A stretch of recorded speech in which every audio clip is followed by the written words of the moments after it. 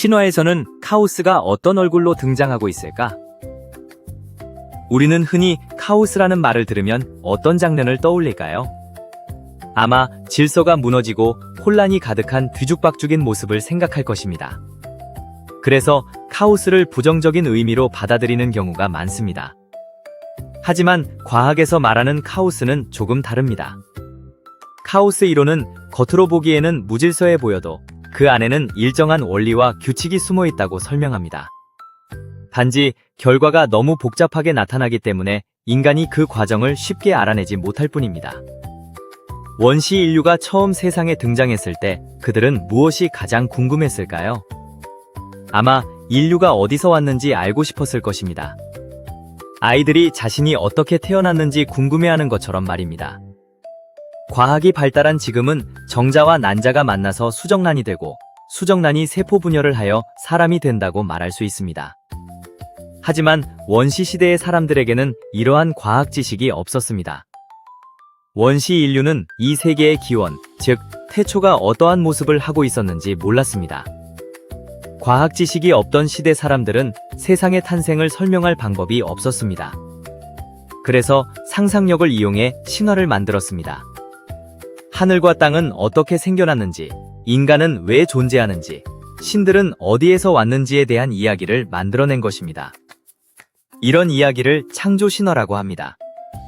흥미로운 점은 동양과 서양의 신화가 모두 세상의 시작을 비슷하게 설명한다는 것입니다.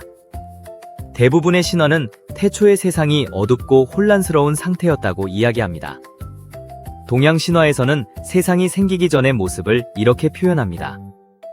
하늘과 땅이 아직 나뉘지 않았고 형체도 없이 어둡기만 했다. 이처럼 모든 것이 뒤섞여 있는 상태를 카오스라고 불렀습니다. 노자 역시 이름도 형체도 없는 상태를 만물의 시작이라고 설명했습니다. 아직 구분되지 않은 상태 속에서 세상이 태어난다고 본 것입니다. 그런데 고대 사람들은 카오스를 단순히 아무것도 없는 상태로 생각하지 않았습니다. 오히려 새로운 세상을 만들어낼 힘이 숨어있는 상태라고 보았습니다. 동양 신화에서는 카오스를 달걀 속에 비유하기도 합니다. 달걀 속에는 흰자와 노른자가 섞여 있습니다. 아직은 흐물흐물하고 모양이 없지만 그 안에는 언젠가 병아리가 태어날 가능성이 들어 있습니다.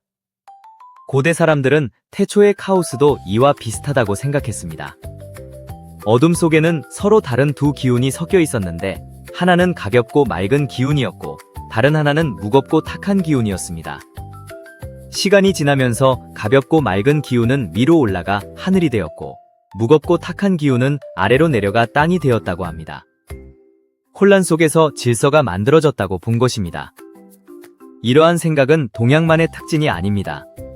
그리스 로마 신화에서도 태초는 형체 없는 것들이 뒤섞인 거대한 공간으로 묘사됩니다. 또 성경에서는 세상이 아직 모습을 갖추지 못했고 깊은 어둠이 물리를 덮고 있었다고 설명합니다.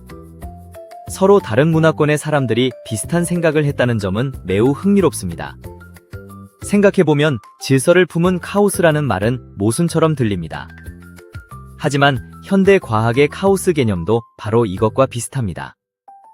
겉으로는 무질서해 보여도 그 안에는 새로운 질서가 숨어 있다는 것입니다. 과학자들은 우주 역시 약 138억 년 전 극도로 혼란스러운 상태에서 시작되었다고 추정합니다. 과학과 신화가 이처럼 같은 생각을 할 수 있다는 사실이 정말 놀랍지 않나요? 우리는 흔히 질서만 좋은 것이라고 생각합니다. 그러나 세상의 새로운 변화와 창조는 오히려 혼란 속에서 시작될 때가 많습니다. 씨앗이 흙 속에서 갈라져야 새싹이 나오고 별도 거대한 혼란 속에서 탄생합니다. 인간의 창의적인 생각 역시 자유롭고 복잡한 상상 속에서 시작됩니다. 어쩌면 원시 인류는 이미 오래전부터 알고 있었는지도 모릅니다. 완벽하게 정리된 세계보다 아직 형태를 갖추지 않은 카오스 속에 더 큰 가능성이 숨어 있다는 사실을 말입니다.